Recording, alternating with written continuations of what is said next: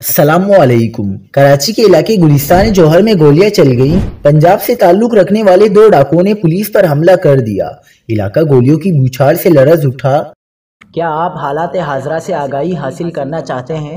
خبر کے پیچھے چھپے اصل حقائق جاننا چاہتے ہیں تو ابھی سبسکرائب کیجئے جلمل پاکستان کو اور ساتھ ہی گھنٹی کے نشان پر کلک کر دیں۔ آپ کو بتاتے چلیں کہ گلستان جوہر کامران چورنگی کے قریب لرزہ خیز واقعہ پیش آیا ہے۔ ایس ایچ او فہد حسن نے بتایا کہ گشت پر معمور پولیس پارٹی نے مشتبہ موٹر سائیکل سواروں کو رکنے کا اشارہ کیا تو انہوں نے فائرنگ کر دی اور موقع سے فرار ہو رہے تھے کہ پولیس نے جوابی فائرنگ کر دی۔ دونوں ڈاکو موقع پر ہی ہلاک ہو گئے۔ ہلاک ڈاکوؤں کے قبضے سے 2 پستول، گولیاں، 2 موبائل فونز اور بلال کالونی تانے کی حدود سے چھینی ہوئی موٹر سائیکل برآمد ہوئی ہے۔ ڈاکوؤں کی شناخت کلب علی اور محمد رمضان کے نام سے کی گئی، جس میں ایک کا پتہ چیچا وطنی اور دوسرے کا لاہور درج ہے۔ ڈاکو نے عزیز بٹی کے علاقے میں ایک شہری سے بھی لوٹ مار کی تھی۔